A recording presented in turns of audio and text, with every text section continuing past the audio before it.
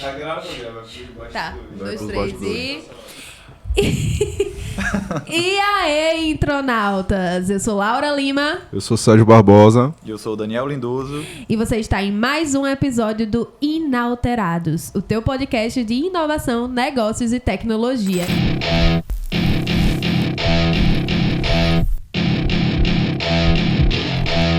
E hoje, assim, o assunto é bom, mas antes de tudo, vocês devem estar percebendo que cada um aqui trouxe seu óculos de sol. Eu tô parecendo Reginaldo Rossi. Troca aí, Gabriel, mostrando. Ele aqui é estilo, viu? Ontem a gente foi para uma diária de marketing num cliente, ilustríssimo cliente, Pupilentes Ótica e Calcop, em Palmares, com um beijo aí, um abraço, né? A Seu Gilvan, Sara, Gustavo, toda a Gustavo. equipe Calcop. Ó, trocamos os óculos, trouxemos óculos novos aí para todo mundo. Ontem eu vim dirigindo à noite de óculos escuros só pra Só pra- testar Só a pra nova testar aquisição. a nova Inclusive, agradeço aí pelo presente, viu? Então, Chique. Bora lá. Hoje o assunto é bom. E semana passada a gente falou de um assunto que traz dinheiro ao bolso do empreendedor. Já hoje é o ficar dinheiro no bolso do empreendedor, que é melhor ainda, não é não?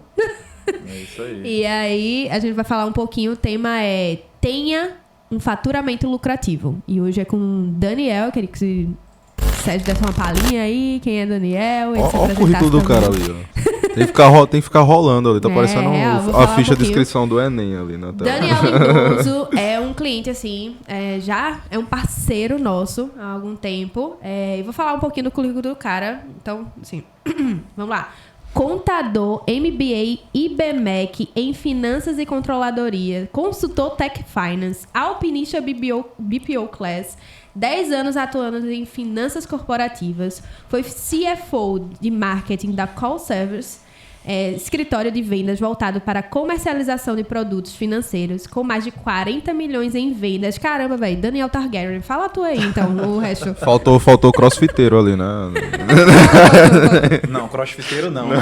Musculação, por favor, né? Vamos colocar cada um no seu devido lugar aí. Vamos separar. Marombeiro. Marombeiro, pronto. É isso aí. Não, show de bola. Além de ter trabalhado minha vida toda dentro de finanças corporativas, né, eu também tive a oportunidade, logo após essa grande oportunidade de ser diretor financeiro de um escritório que chegou a bater quase 3 milhões em faturamento mensal ali comigo. A gente fez um planejamento financeiro lá, desenvolveu, cresceu. E aí foi quando eu vi que o mercado ele precisava disso também, principalmente as pequenas e as médias empresas, né, que são as empresas que mais precisam desse tipo de suporte dentro de finanças. Com certeza. Então a Ative ela acabou nascendo ali com o objetivo de ser de democratizar a gestão financeira dos pequenos e médios empreendedores. Pô, que é a força motriz do Brasil, né? Exatamente. Aham, que Então, movimenta o país. Exatamente. Então o grande foco da gente realmente é o pequeno e médio empreendedor e a gente conseguir fazer isso dentro de algo que faça sentido em teor de investimento também para essas pessoas, né? Então, depois da Ative nascer, né, como carro-chefe aí, que é a consultoria, o BPO financeiro, depois também veio a Ative Contabilidade, agregando ao nosso ecossistema, Massa. a Ative RH e agora também a gente também investe na parte de inteligência artificial, né? Então também sou sócio hoje, cofundador, mais voltado para a parte de CFO mesmo, de uma operação de tecnologia e vendas, né? A Infinity IA. Então, depois aí até chamo meus sócios Já aí tá pra falar, convidado Convidadíssimos. pra gente falar de IA aqui. Isso aí. Cuidadíssimo. Que é o futuro, não o presente, né? O atendimento agora com IA, toda essa parte de vendas com IA. Isso. Né? A gente teve o privilégio de ser o primeiro cliente, né, da Ative BPO. Hoje tem mais de 100, verdade. hoje tem mais de 100 clientes, né, no portfólio da Ative BPO. Exato. Hoje a gente já está com mais de 100 clientes assim, Muito bom. atendidos, né? Acho que, na verdade, acho que a gente já deve estar batendo uns 120 clientes aproximadamente, Muito se bom. considerar todo esse nosso ecossistema, né, E assim, de soluções. Tem uma Aham. curiosidade muito boa, porque há um tempo atrás, a estratégia de marketing da Intro tinha colocado todos os clientes da Ative. Hoje eles têm outras estruturas também, além, obviamente, do inbound, mas outras estruturas comerciais. Mas é muito bom poder fazer parte dessa também, trazer o marketing como solução para empreendedores no Brasil, né? Exato. E às vezes as pessoas pensam que só porque você é da área de finanças, da área de contabilidade, você não precisa entender de vendas, né? Sim. E as duas coisas, elas estão totalmente ligadas. Vendas, marketing, as três coisas, né? Vendas, marketing e finanças, está totalmente conectado. E até em palestras que eu já ministrei ali dentro da BPO Class, hoje é a maior escola de BPO financeiro do Brasil, né? Então, eu mentoro lá na parte, principalmente de vendas, voltada para essa galera. Então, já tive 2 oportunidades de ir para São Paulo, lá em Alphaville, fazer ministrar essas palestras. Uma foi para 50 pessoas, outra para 80 pessoas. E, por incrível que pareça, eu acho que 90% dos empresários que estavam lá não investiam em marketing, não investiam em vendas, e eles não sabiam como gerar previsibilidade comercial para o negócio deles e muito menos em como utilizar finanças ao favor de marketing e vendas, né? Entender as métricas e indicadores, que eu acho que a gente vai acabar falando disso aí mais pra frente também. Ah, é verdade. E loucura, assim, né? Tipo, a pessoa às vezes olha pra uma bolha, assim, dos seus nichos e diz assim, caramba, tá saturado. Tá saturado o quê? Olha o que o cara tá falando, tipo, um mar de gente, 80 empresas de BPO e não sabem conectar marketing e vendas para gerar resultados, né? Exatamente. E é interessante porque, Daniel, por mais que a Ative tenha nascido, né, dessa proposta aí de gestão financeira, para quem não sabe, BPO financeiro nada mais é do que a terceirização do departamento financeiro de uma empresa, né? Com empresa especializada em financeiro, ou seja, Daniel faz a operação financeira de outras empresas, não é isso, Daniel? Isso. O BPO, a sigla significa Business Process Outsourcing, que significa basicamente isso, né? Que é a terceirização de processos financeiros.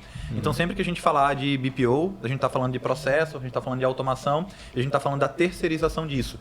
Então, a Intro, por exemplo, hoje faz um BPO de marketing, né? Exatamente. Sendo que o mercado financeiro, ele dominou essa sigla para ele trouxe ali. E o BPO financeiro nada mais é do que isso. Ele serve muito para justamente as empresas que já pensaram que têm dores voltadas dentro do financeiro, que elas não conseguem executar rotinas financeiras de forma a trazer dados, de trazer informação financeira para o negócio, inteligência financeira para o negócio. Então, o BPO ele permite justamente que os empresários eles levantem essas informações, né?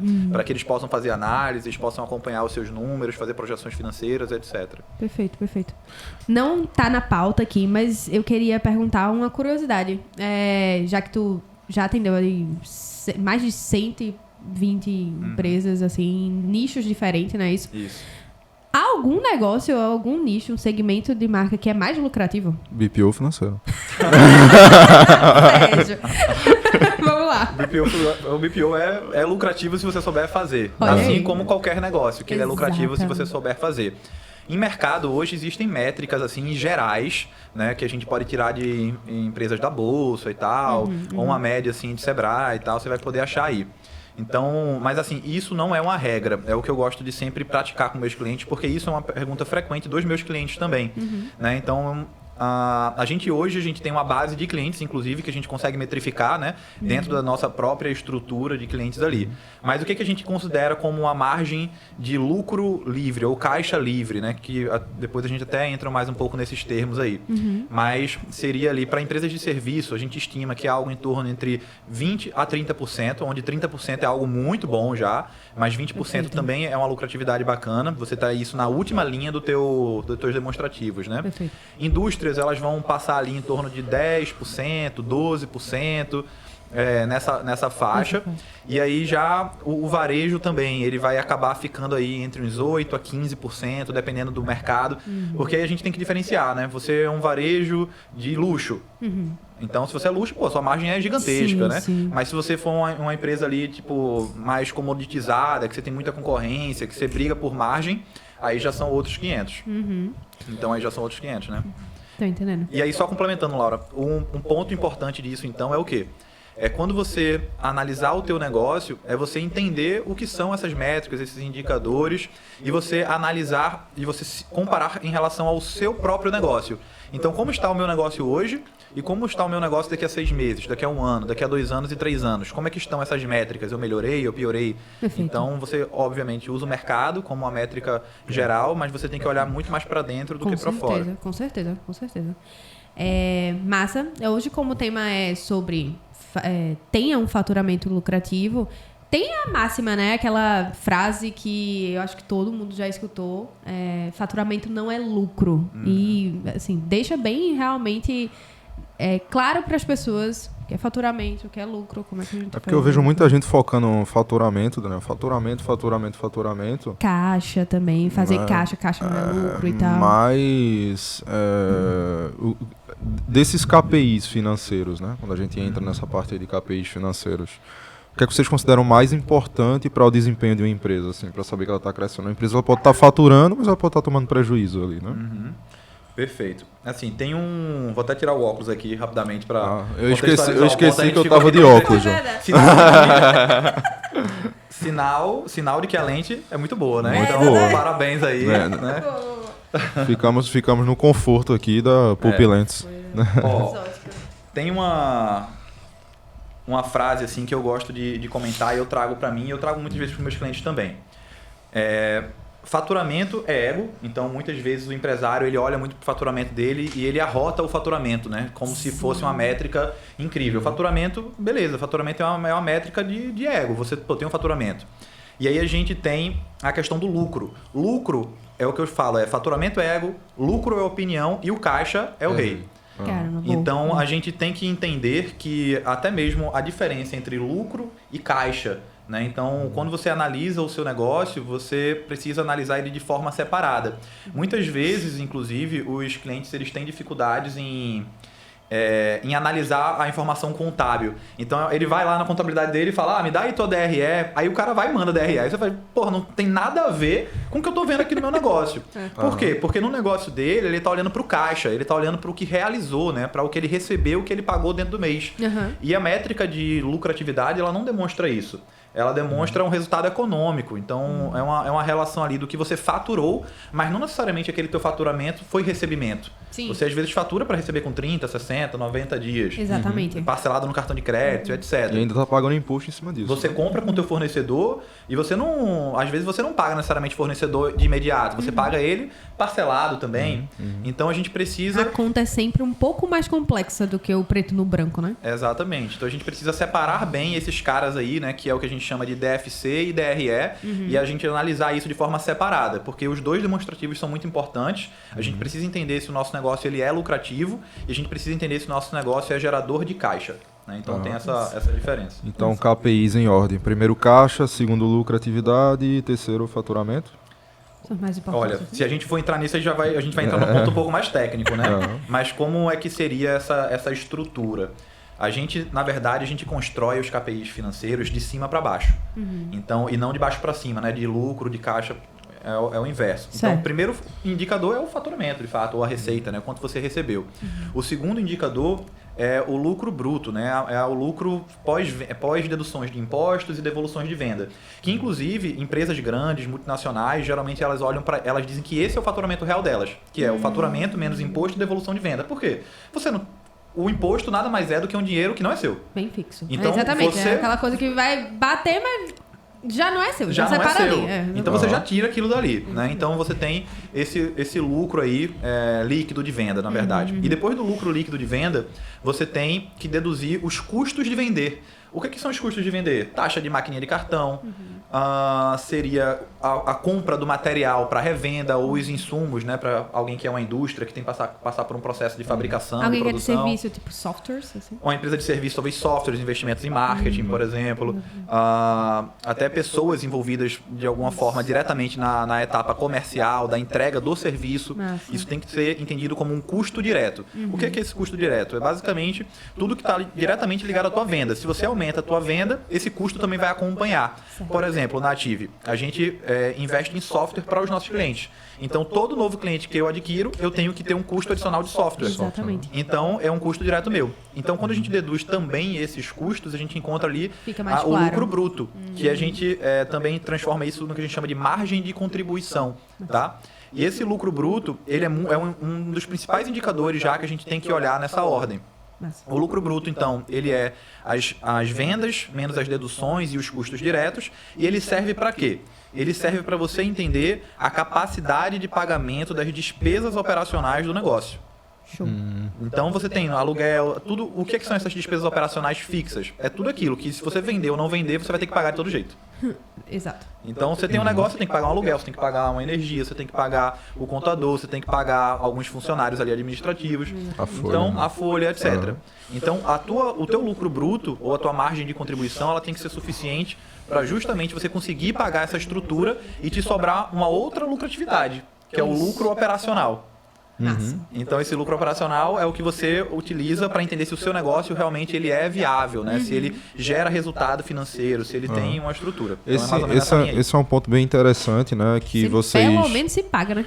Isso. Vocês nessa parte de consultoria, né, nas reuniões, a gente sempre vê a questão que vocês fazem de projeção de caixa, né? Isso. Vocês pegam ali as métricas que a empresa está tendo ali de lucratividade, de geração de caixa, e vocês fazem essa projeção para a gente ver ali a questão como é que esse caixa da empresa ele é acumulado ali ao longo do tempo, né? Porque tem muito empresário que vem, eu acho principalmente empresário que vem da CLT para a empresa, que acha que o caixa é o lucro do empresário e acaba colocando no bolso, né? E isso aí é um risco, porque assim, empresa pode acontecer qualquer coisa, né? Dentro da empresa, algo imprevisível ali, ou previsível que o empresário não tinha a gestão necessária ali, né, do momento, e acabou ali ficando sem caixa para passar por um momento de crise. A gente acabou não, né, já fazem 5 anos que a gente passou por uma pandemia. Caramba, é mesmo. Né, então assim, 5 anos já de pandemia. Mas tem muita empresa ali que morreu porque não teve caixa ali para sustentar, né, aquele período ali, né, de maior instabilidade, né. Então, eu acredito que caixa, né, essa questão do caixa, ele está muito, muito ligado, né, ao emocional também, né, da empresa, né. Assim, isso tem um pouco de... Ou é falta, às vezes, de conhecimento, realmente, falta de métrica, ou até uma questão de relação emocional com o dinheiro, que aí depois podemos tocar nesse assunto. Mas qual é o grande problema do empresário, muitas vezes? É que ele confunde capital de giro com caixa livre. Sim, então, a gente tem que saber separar bem isso. Né? O que é capital de giro do seu negócio, o que é caixa livre. Então, o capital de giro é o que você precisa ali dentro de um período do teu mês para custear aquelas despesas. Então, você tem que ter, para você calcular, inclusive, esse capital de giro, você tem que ter uma gestão financeira, você tem que ter um controle financeiro. Você tem que saber o que você tem para receber, você tem que saber o que você tem para pagar, e você tem que entender mais ou menos num determinado período do teu negócio quanto que você vai precisar consumir daquele caixa. Eu vou dar um exemplo prático. Por exemplo, na Ative, início de mês, assim, a gente tem uma necessidade de capital de giro de uns 60 mil, 70 mil reais, por exemplo. Então, a gente já tem que ter isso em caixa no início do mês, porque senão pode faltar dinheiro para pagar as contas. Perfeito. Até esse dinheiro ele se realizar das próprias receitas dos clientes que giram, por exemplo. Então, muitas empresas elas acabam consumindo todo o caixa do negócio e não fazem essa conta de quanto que é o capital de giro que é necessário ter na operação. Sim. E aí o que acontece? O caixa livre é o que você vai utilizar dentro do negócio para você fazer investimento. É o que você vai poder retirar como capital, né? Como retirada ali de lucro realmente da operação. É o que você vai poder, inclusive, utilizar para se endividar. Né? Então, muitas pessoas ficam também com a dúvida assim, peguei o empréstimo, comecei a rolar essa dívida do empréstimo e aí chegou num determinado momento, está faltando dinheiro. E aí, por que está faltando dinheiro? Será que o teu negócio está gerando EBITDA? Será que ele está gerando... O EBITDA é o lucro operacional, tá? Aí são só termos mesmo. Mas será que ele está gerando esse EBITDA aí, esse lucro operacional? E aí, desse lucro operacional, quanto é que está sobrando para você pagar esse teu endividamento? Né? Como é que está essa tua cobertura de fluxo de caixa em relação ao endividamento? Real. Então, isso é um indicador, inclusive, que você tem que acompanhar em finanças, né? Para você entender essa correlação de geração de caixa operacional em relação ao que você tem de dívida líquida para pagar. Exatamente. Então, é essa conta aí também que você tem que acompanhar. Muita gente se perde nisso. Exatamente. Pouco importa... Às vezes, como você disse, faturamento é ego. Isso. Pouco importa quanto tá entrando, velho. Se você não consegue se controlar o quanto tá saindo. Não faz sentido, realmente, você não ter um controle financeiro. Achar que é só vender, enfim. A gente vê aí, por exemplo, trazendo uma analogia aí no mundo das celebridades. Eu acho que não só celebridades, eu acho que tem algumas profissões até que pagam bem, né, Daniel? Quando a gente pega, por exemplo, médicos, ganham muito bem, mas tem muitos extremamente endividados, né? Mesma coisa celebridades. Tem celebridades que estão aí, que têm seu bom faturamento ali, né? Não como empresa, mas ali também como empresa, né? Mas que estão endividados, né? Então, assim, eu acho que trazendo essa analogia para a empresa é a mesma situação. Não adianta você ter uma boa entrada se a saída tá desequilibrada, né? Isso. Exatamente. E, assim, acaba que muita empresa ela vai quebrar em um momento específico. Ela vai quebrar no crescimento. Exato. Ninguém quebra pequeno, né? Ninguém quebra pequeno. Quando você quebra é quando você toma a decisão de crescer. E, inclusive, é por isso que muita empresa resolve não crescer. Porque ele não tem o quê? Ele não tem segurança financeira e conhecimento suficiente financeiro para poder crescer e para poder expandir. Então, ele tem medo. Então, isso é um dos problemas que a gente soluciona, inclusive, né? A gente traz transparência e traz previsibilidade para o negócio e traz segurança para o cara crescer. Exatamente. Então, às vezes, o cara procura a gente, assim, tô endividado, tô com medo de quebrar, tô ali com meus anseios, tô ansioso, não tô dormindo direito. Exato. Muitas vezes são esses pontos mesmo. Muitas vezes a ansiedade, o não dormir e tudo mais é falta de clareza. Clareza na lucratividade do negócio, o quão o negócio é de fato, enfim, saudável financeiramente, né? Exato. E assim, isso traz muita insegurança, isso traz muita ansiedade, isso gera muito problema, inclusive dentro de casa. Sim, com a esposa, com o filho, com relacionamento. Então, assim, eu já tive vezes de conversar com clientes que, o cara, ele tava aparentemente destruído, sem conseguir nem pensar direito no que tinha que fazer. E aí, após algumas conversas, né, após algum alinhamento, algum entendimento, após uma visualização mais clara dos números do negócio, que ele viu que tinha uma luz no final do túnel. Ele viu que, isso foi um caso real aí, sem dar nomes de clientes, mas um cara que gira 4 milhões ao mês. Então imagina, né? Você está gerando 4 milhões no mês. Sim, exatamente. Do mesmo jeito que entra 2, sai 2. Exato. Ou mais, né? Ou sai 2,5, né? E aí é onde está o problema. É o problema. Então a gente precisa criar... O cara tem uma super responsabilidade nas costas e, exatamente, o peso começa a ser muito maior do que a clareza dele. É o medo, realmente, porque ele não tem conhecimento. E aí, onde que estava esse cara, né? Qual era a dor dele? Eu tenho uma empresa que lucra, eu sei que ela lucra, meus relatórios contábeis apontam que eu tenho lucratividade, eu pago imposto de renda e CSLL porque eu tô lucrando. Massa. Né? Massa. Mas cadê o meu dinheiro? Eu tô endividado, eu tô devendo fornecedor, eu tô em atraso. E aí o que ele tinha, na verdade? No papel parece ser muito bonito, quando ele olha pra si... E aí o que ele tinha, na verdade?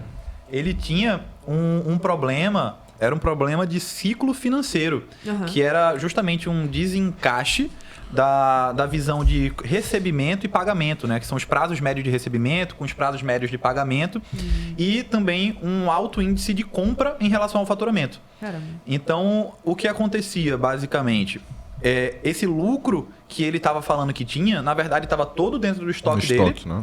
Porque o nível de compra estava muito alto e para piorar a situação, o ciclo financeiro dele estava desencaixado.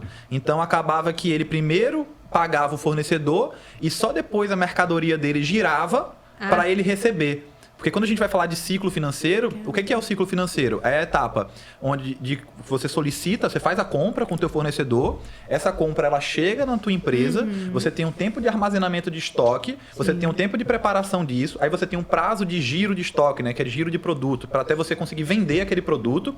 E depois que você vende aquele produto, você tem um prazo de recebimento daquele produto. Então, olha como esse ciclo é longo. Exatamente. Né? É desafiador, né? É desafiador. Então, principalmente quem trabalha com commodity, né, trabalha com produto de baixo valor agregado, com margens baixas, espremidas, que briga por preço, ou você tem uma gestão muito eficiente, ou você quebra, ou você fica sempre no jogo de endividamento. Que também, inclusive, eu acho que é até bom pontuar, né? Que empresas geralmente voltadas para esse segmento, né, de commodity, com margens baixas, eles têm um costume muito grande de rolar dívida. E isso é comum, tá? Dentro desse mercado, sendo que você tem que saber fazer isso. Que é justamente devido a margens espremidas e tal, você faz a captação do recurso financeiro com o banco. pega ali, por exemplo, peguei R$1 milhão. Peguei R$1 milhão com o banco. Quando você está perto de pagar aquela dívida, você pega outra, você comprime outra dívida, paga aquela dívida e estica aquela dívida e você rola. Porque os próprios bancos, eles também não têm interesse de receber esse teu dinheiro. Obviamente. Para o banco é muito bom que ele ganhe juros com isso. Sim. Eu já passei por uma situação de tentar pagar um empréstimo assim, não. Porque assim. Não, e ele falando de ciclos, eu já sei pra quem mandar esse corte. Se a pessoa vai... Não, e aí, tipo, a gente pegou um empréstimo na pandemia. O Pronamp fizeram a propaganda. O Pronamp tá 2,5% de taxa de juros. O Selic foi bater o quê? 14 e um pouquinho. O Selic acabou de bater 15. Bateu 15 agora. Então, assim, a gente pegou a 12,5% e a Selic foi, eu acho, pra 13,75%. E aí eu peguei o valor que a gente tinha, assim, não, vou fazer a quitação, porque realmente foi pra, enfim, muito acima, né, a questão dos juros. Do que estava planejado, de fato. Espero que o gerente não esteja escutando esse podcast. Mas, assim, realmente, o banco não tem interesse, né, de receber ali a quitação. Não, eu quero quitar. Aí é todo um rolê pra Ele quer os quitar. juros, né? Exato. Pronto, a gente pegou um também na pandemia, que foi do BNB. A gente, enfim, tá bem próximo de quitar, acho que quita esse ano ainda. Mas aí fez sentido pra gente porque tá atrelado ao IPCA. Então ele tá muito mais estável, pelo menos por enquanto, do que tava o Pronamp, né? Então acho que tudo isso aí vem dessa análise financeira. O que tu falou aí dessa questão das empresas de commodities e tudo mais. Tem toda essa gestão ali, principalmente dessa, enfim, tem estoque envolvido e tudo mais. Isso. Vocês fazem essa análise, por exemplo, acho que a gente já chegou a conversar uma vez sobre ponto ótimo de compra, né? Isso Sim, tem esse tipo de análise, sim. Inclusive é um setor muito importante dentro desse tipo de segmento, né? Que isso a gente pode fazer, obviamente, com controles mais básicos e manuais dentro de uma empresa, utilizando planilhas ali, acessórias, mas a gente também consegue trazer tecnologia para o negócio e implementando toda essa gestão, além de financeira, também de estoques dentro de um sistema ERP, que é um sistema de retaguarda total ali do negócio. Então, quando a gente faz esse cálculo, né, basicamente é esse cálculo do CMV, né, que é o estoque inicial, mais compras, menos estoque final, e isso gera para a gente um giro por produto. Então, quando você sabe o giro por produto e você sabe o tempo de reposição do produto, e você sabe quanto que você tem em estoque, né? Você tem inventários de estoque que você faz ali com frequência, você também sabe em quanto tempo, em média, aquele teu produto vai acabar. Então, se você sabe em quanto tempo, com base nas médias de giro de produto e no seu estoque atual, quanto que ele vai durar, você calcula ali um estoque ideal, né? Que geralmente é um pouco acima ali, você bota uma margem de segurança, né, nesse estoque ideal. Então, o próprio software financeiro, por exemplo, ele já te dá um direcionamento de sugestão de compra. Então, com base no que você tem de estoque e no giro médio desse produto, o seu estoque vai acabar em 15 dias. Se o seu tempo de reposição for de 15 dias, ou seja, você compra o fornecedor até o produto chegar em 15 dias, você tem que comprar hoje. Exato. Porque senão você vai ter o quê? Ruptura de estoque. E ruptura de estoque é um grande problema para quem está dentro desse modelo de negócio. Então também é um outro time ali de gestão que você tem que ter, que já é um pouco mais avançado já para esse modelo de empresa, sabe? A gente falou, né, sobre essa questão do... empresa ela não quebra pequeno. Porque a empresa é tipo assim, você botar a conta no papel, 1 mais 1 igual a 2, tudo muito fácil de se gerir, né? E tem um dos nossos clientes, né, Divaldo, que também está numa expansão bem bacana com a faculdade e tal. E ele fala muito isso, a empresa não cresce, não quebra pequeno, né? A empresa quebra no processo de crescimento, né? Dentro do processo de crescimento, a gente vê que não tem somente a parte financeira, né? A parte de analisar. A gente também tem que gerar essa demanda, além do controle financeiro, né? Para a gente ter esse crescimento saudável, né? Então, dentro dessa questão, né? Como é que a gente faz para ter uma demanda previsível, né? Eu sei que tu na frente da Active BPO tu é muito focado nisso, né? Do crescimento, da escala, né? Como é que a gente faz para ter essa demanda previsível aí da operação, né? Mantendo o financeiro ali saudável, né? Compatível com o crescimento?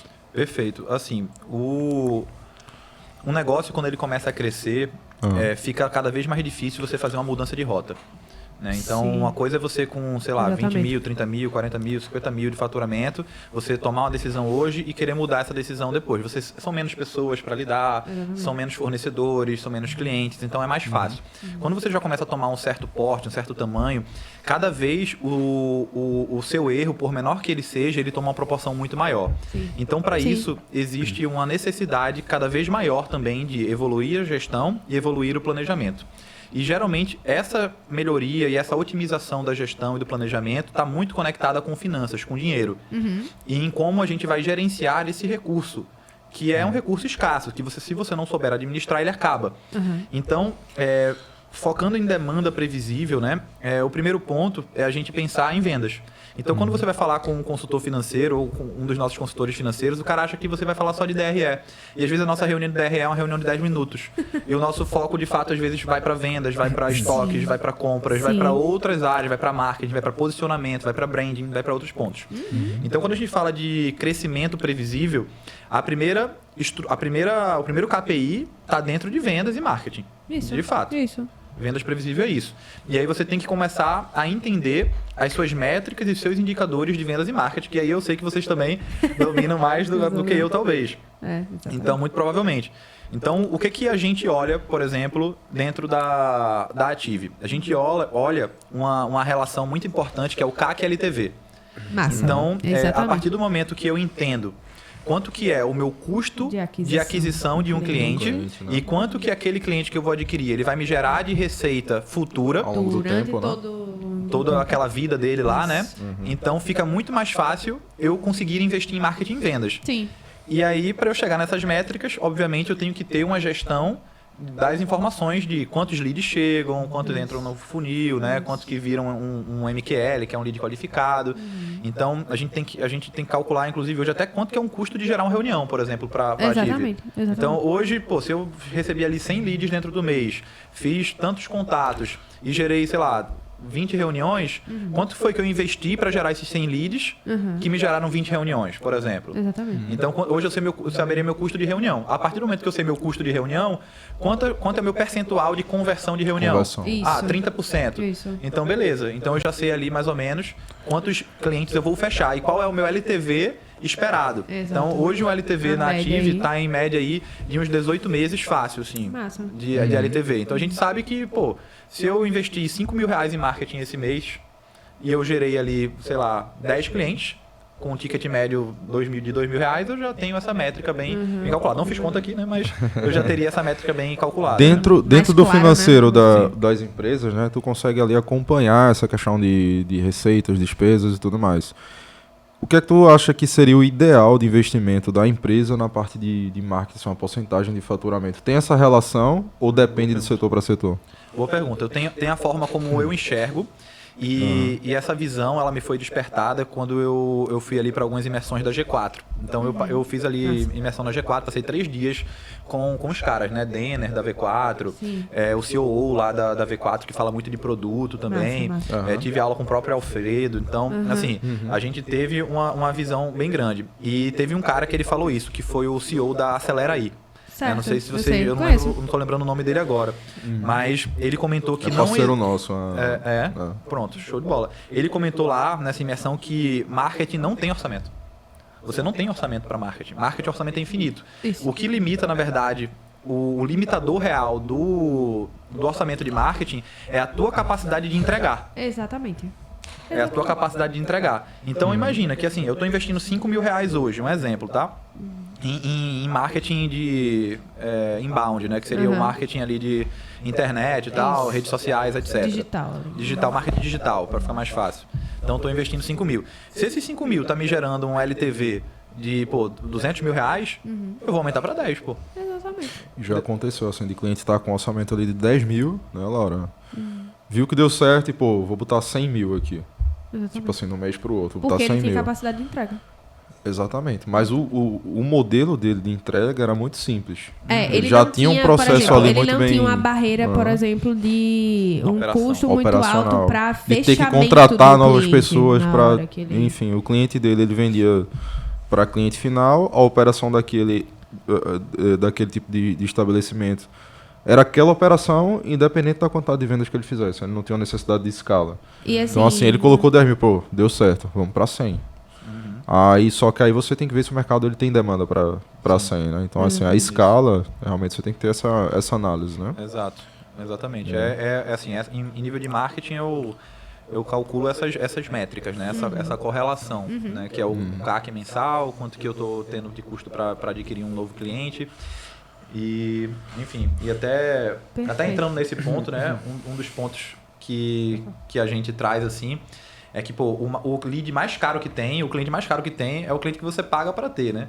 Que é o cliente que você vai atrás dele no marketing, no funil ali de tráfego pago, de conversão direta e tal.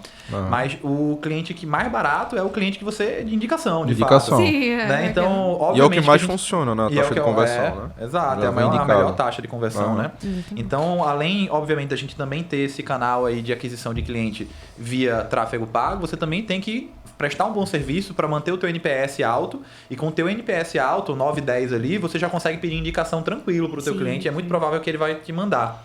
E aí isso é o que a gente chama de CAC grátis. Né? É CAC grátis. Então, pô, você pediu indicação, o cara chegou lindo, não tive nenhum custo para conseguir aquele lead. Exatamente. E aí, se não quiser ir pelo caminho do CAC grátis, tem muita empresa que faz um modelo de tipo cashback. O cara indica e, tipo assim, a partir das indicações dele, o cara dá um desconto ali na mensalidade que ele tá pagando, algo desse tipo. Né? Só para deixar todo mundo ciente, NPS é o nível de o que o cliente vai indicar, a possibilidade de indicar o cliente. Antes disso, é possível que você faça ali um CSAT, né? Que é o nível de satisfação do cliente, porque se ele estiver bem satisfeito, é só, basicamente, não precisa nem você dar algo em troca a ele. Às vezes, o que faz ele não indicar é porque você não pediu. Simplesmente. Exatamente. E tem até um ponto, né, que eu já comento assim pro pessoal, que indicação você não pede, né? Você pega. Então... Você tem uma forma de conduzir o teu cliente até ele te gerar uma indicação. Né? E é importante as pessoas também dominarem esse processo. E tem 3 pontos específicos que geralmente você pode pedir uma indicação. O primeiro ponto é quando o cara comprou. Então, quando o cara comprou de você, é um excelente momento para você pedir uma indicação. Porque exatamente. Já tá ali no nível de... A endorfina dele já tá no máximo, né? Ele tá tipo, porra... Porque ele acabou de fazer a tomada de decisão, né? A expectativa tá alta. A gente aqui indicando a pupilente sem nem não pagar o merchan, tá? A gente indicou quem indicou mesmo. Gostou, né? Exato. Aí outro momento é quando você agrega valor pela primeira vez para ele. Então, sua primeira entrega que você agregou valor, o cara gostou, você pegou um feedback ali, o cara tá indo bem, você também pode pedir indicação ali. Perfeito. Né? Então, seria esses 2 principais pontos. E um outro ponto é quando você realmente entrega o resultado. Né? Porque tem a primeira entrega de valor, que é no começo de relação. E tem a entrega de resultado, que foi a sua promessa. Você cumpriu a sua promessa. Tem as milestones, que aí você vai mostrando a ele que tá no caminho, mas e aí tem o gol. Exatamente. Né? Agora vamos lá, a gente falou muito de recurso financeiro né, até agora. Mas a gente tem um outro recurso que é tão limitado quanto o recurso financeiro, acho que até mais limitado do que o recurso financeiro, que é o nosso tempo. Hoje o tempo ele tá muito escasso, né? Puxando um pouquinho da palhinha do que ele tá falando, porque assim, eu não sou da parte financeira, tá? Eu tô aprendendo muito aí com o episódio, e pra mim também ficou muito claro que, assim, são muitas informações, de fato. Se só de informação esse tanto de coisa, imagina o tempo que se gasta, de fato, pra gerir isso aí, né? E o empresário, tipo, exatamente o que você falou, né? O microempresário ali, o pequeno empresário, o médio empresário, ele tem esse tempo ou ele tá 100% preso no operacional? No operacional, né?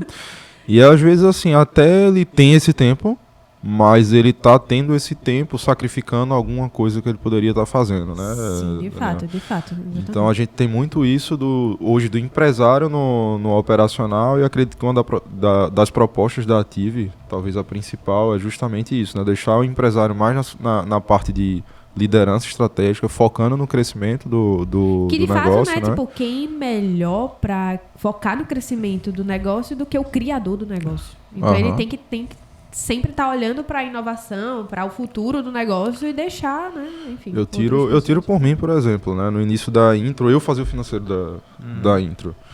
Então perdia muito tempo nessa parte de faz agendamento, paga isso, paga aquilo. Pô, a equipe vai viajar, pô, tem que fazer abastecimento, tem que fazer isso, tem que fazer aquilo, tem que fazer aquilo. Não, quando você tem a parte da gestão financeira na mão, hoje eu prefiro, por exemplo, hoje eu tenho o controle de aprovação. Eu poderia tirar, mas eu gosto de ter o controle de aprovação. Então, assim, a minha função financeira na intro é, eu entro e faço uma aprovação ali ao longo do dia, beleza. Eu não perco tempo mais fazendo essa demanda financeira, né? Como é que vocês atuam aí? Eu vi, logo no início a gente falou que vocês focam muito no pequeno, médio empresário também, né? No pequeno empresário, que tem essa dificuldade. Às vezes o cara montou o negócio, ele está ali ainda no operacional tentando fazer decolar, mas ao mesmo tempo ele está ali na gestão financeira. E tem toda essa questão também, né, do financeiro sobrecarregar muito ali esse empresário que deveria estar focando no crescimento ali do negócio. Perfeito. Assim, um ponto-chave disso é que esse tipo de atividade é o que a gente chama de atividade de baixo valor. Né? Então, a atividade operacional, muitas vezes, ela é uma atividade que ela não gera uma receita direta para o empresário. Sim. E o tempo do empresário tem que estar dedicado aonde ele mais gera dinheiro. Sim. Então, isso eu acho que é o principal ponto que a gente tem que entender. Então, você tem que parar e olhar para o teu dia a dia e olhar para a tua realidade. Se você está vendo que teu tempo está dedicado em fazer o teu negócio funcionar, aí você deve se perguntar, então quem está fazendo o teu negócio crescer? Exatamente. Esse é um dos principais pontos. E aí, a partir disso, a gente entende, então, que a hora do empresário é a hora mais cara que tem. Exatamente. E aí você está colocando a hora mais cara da empresa para fazer conciliação bancária, para fazer agendamento de pagamento, para emitir uma nota fiscal, para ficar falando com o fornecedor e tal. Cobrando Em vez de você estar fazendo cliente, relacionamento, às vezes, com o teu cliente, tu tá indo para um podcast com o teu cliente, fazendo a coisa acontecer, fazendo o dinheiro gerar, fazendo os negócios, criando networking e tal. Exatamente. Então, a Ative, ela também tem muito esse propósito de deixar um empresário com mais tempo livre para que ele possa dedicar o tempo dele ao core business. Que é a atividade-chave do negócio, que é fazer o negócio crescer, pensar em estratégia, pensar em crescimento, pensar em pessoas, pensar em networking. Então, a Ative, ela garante que toda essa rotina financeira do dia a dia realmente seja executada de forma terceirizada. O que tem um grande outro ponto de vantagem, além de tempo também, que é a mão de obra qualificada. Sim. Então, inclusive, eu trago esse ponto aqui porque na Ative a gente tem uma metodologia própria para executar isso, que é o método SPP. Sistemas, Pessoas e Processos. O cerne do negócio. O cerne do negócio, né? Então a gente entende o quê? Que qualquer empresa, ela precisa desses 3 pilares. Sim. Primeiro, ela precisa de processos. Sim. Se você não tiver um processo muito bem definido, se você não construir um processo, as coisas elas não vão acontecer numa ordem cronológica que seja mais produtiva. E então, na ordem primeiro, que foi validada que funciona. Exatamente. Então você valida, né? Você é o cara técnico ali que sabe fazer aquilo. Então você tem que ter o processo primeiro. Depois você tem que ter pessoas qualificadas para executar essa rotina que você criou. Exato. Porque se ela não tiver nível técnico, não tiver conhecimento, se ela não tiver treinamento, ela não vai conseguir muitas vezes executar aquela rotina. Pré-requisitos básicos ali para executar a rotina. Exato. E por fim, você coloca sistemas. Você coloca sistemas para aumentar a produtividade desses processos que são realizados por pessoas técnicas qualificadas para executar aquilo e, consequentemente, gerar mais resultado. Na Ative, a gente traz esses 3 pilares num único só lugar. Justamente matando essa dor do empresário de, primeiro, criar o processo financeiro que muitas vezes ele não domina, Sim. ele não sabe, não tem conhecimento, ele não é formado em finanças, é técnico, é difícil, finanças é difícil. Exatamente. Então, ele não é direcionado, e aí a maioria das pessoas também não gostam, né? Então ainda tem esse ponto.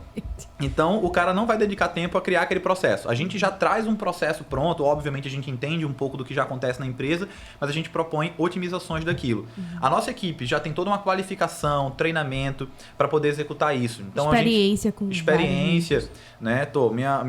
Meu time ali de liderança, a galera ali, Pedro, da minha parte, o meu head operacional, já tem mais de 10 anos de experiência também em finanças. Perfeito. Trabalhou em coordenação e gestão de distribuidoras, atacadistas. Então, o cara entende de muita coisa. Aí, já implementou mais de 100 empresas. A gente se Exatamente. conheceu Aí, através quando que um de pequeno Pedro, né? médio empresário ia conseguir um cara desse? A gente se Interno. conheceu através de Pedro, acho que quando? 2020... Acho que 2021, foi foi. numa 2022. operação, acho que foi de refrigerante Frevo, né? Que ele estava na frente, eles estavam para Foi voltar. 2021, Tal, foi e foi isso, né? realmente, vocês têm uma liderança muito bem. É. Pô, a Juliana, que é minha estruturada. coordenadora operacional, ela já tem mais de 15 anos de experiência em finanças, desses eu acho que quase 10 foi dentro da gerência de hotel de luxo, né? Então ela Perfeito. trabalhou como gerência de resort. E a rotina de gerência de resort é domingo a domingo, é pau. Né? Então ela já vem com um ritmo ali mais frenético para gerar o resultado. Massa. E a gente também tem o Eduardo, que é o responsável de consultoria, que lidera todo esse time aí de estratégia, de métrica, já teve escritório de contabilidade, já foi consultor de várias empresas. Então o cara já vem também com uma grande bagagem. Então assim, pensa aí, fora todo o time operacional, de execução, de Sim. analistas, de assessores, estagiários, auxiliares, para executar essa rotina. Então pensa aí, né? Se você fosse querer montar esse time, o quão caro seria? Exatamente. Então a proposta da TIV é muitas vezes por um valor de um de um funcionário, pelo valor de um funcionário você conseguir ter uma estrutura quase de uma multinacional, de uma empresa robusta, grande, porque a gente traz dashboard, a gente traz RP, a gente traz retaguarda, a gente traz equipe, a gente traz estratégia, a gente traz... O conhecimento, o direcionamento. Exatamente. A clareza que, de fato, uma multinacional teria. Exatamente. Perfeito, perfeito. Então, assim, quais os desafios, já que vocês têm vários nichos que atendem, quais os desafios de cada modelo empresarial ali? Tipo, aqui, sei lá, vocês trabalham diretamente com nicho ou não, mas já que viram essa experiência inteira, quais são os principais desafios, sei lá, de serviço, enfim. Boa. Então, a gente hoje atende multissegmentos. Então, a gente não tem um nicho específico. Eu acredito que do nosso portfólio de clientes, uns 50% mais ou menos são empresas de serviço. Eu acho que e aí fica dividido ali, eu acho que uns 35% a 40% são varejos ali, restaurantes e tal. E que trabalham ali mais no B2C, alguns no B2B também. E a gente também atende algumas indústrias. Massa. Então, empresas de engenharia, sendo que assim, nosso portfólio realmente é muito segmentado. Tem empresa de engenharia, tem agência de marketing, tem clínica médica, tem distribuidora, tem restaurante, tem franquia, tem startup, tem vários tipos de segmento. Então, assim, cada um tem a sua especificidade ali, a sua forma de gerenciamento, porque querendo ou não, por mais que sejam empresas do mesmo segmento, elas têm questões particulares ali necessidades específicas, né? Necessidades específicas. Mas assim, o que a gente vê mais? Empresas de serviço, em regra geral, elas têm geralmente que ter um maior cuidado com a entrega do serviço, logo elas têm um maior investimento em pessoas. E, consequentemente, também uma maior dificuldade de escala. Sim. Então, a gente ajuda essas empresas fazendo o gerenciamento de projeção de métrica comercial, né? Então, o quanto que elas podem atingir de cliente, trazendo essas métricas de CAC, LTV, de investimento em marketing, de resultado, e trazendo geralmente a visão de MRR, né? Que seria a recorrência de receita que ela tem dos clientes dela. Massa. Então, a gente costuma projetar e embutir dentro de uma estratégia comercial quanto que esse MRR vai subir ali no mês a mês, com base no teu aumento de equipe para entregar aquilo. Muito então bom. a gente também tem que entrar na operação, né? Então, quanto que custa para você hoje? Quanto que a tua equipe operacional entrega? Sim. Quantos clientes vocês atendem? Como é que funciona? É um formato semelhante ao próprio Ative, né? E aí, com base nisso, você vai avaliando outros indicadores de despesas fixas e tal, estrutura operacional. Já empresas ali do varejo, ou até mesmo a parte de indústrias, elas têm já eu diria ali o varejo tradicional, tá? Que seria, eu não estou falando de empresas que trabalham com a parte de luxo e tal, nem nada do gênero, mas o tradicional. Ele tem, a maior dor dele está no CMV, geralmente, está na gestão do CMV. Então, o que essas empresas elas têm que se atentar principalmente? Elas têm que se atentar em estoque e nível de compra. Né? Porque geralmente são produtos que têm volume de venda. Ela já consegue girar, ela já consegue vender, ela já gira o produto dela. Mas se a gente estiver falando, por exemplo, de um varejista padrão ali e tal, que trabalha com produto de revenda, Certo. então ele tem que se atentar principalmente ao estoque e a um relatório que a gente chama relatório de curva ABC. Nossa. Que ele basicamente mostra o quê? Você analisa quais são os seus itens de curva A, ou seja, aqueles itens com maior giro, que geralmente 20% dos teus produtos representam 80% da tua receita. Massa. Então, geralmente, eles estão lá na tua curva A. Massa. Isso é a ideia de Pareto, né? Que ele traz isso para Princípio qualquer Pareto. coisa. 80-20 e tal, Pareto ele traz isso para qualquer coisa. Então, a curva ABC, ela vem disso, dessa ideia. Então, depois você tem a curva B, que aí já é o giro que cai um pouco, e depois a curva C, que é o que está parado no estoque.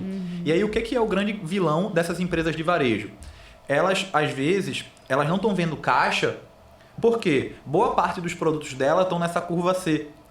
Então, ela tem que criar uma campanha, muitas vezes, de girar, de liquidação de curva C, para poder injetar caixa e comprar o quê? Comprar curva A e comprar curva B, com base no nível de estoque dela. E aí, geralmente, quando ela faz isso, ela já injeta a caixa no negócio, compra certo e trabalha o ciclo financeiro. E aí a gente consegue encaixar essa empresa dentro de um formato que o cara começa a ganhar dinheiro e ver dinheiro de verdade.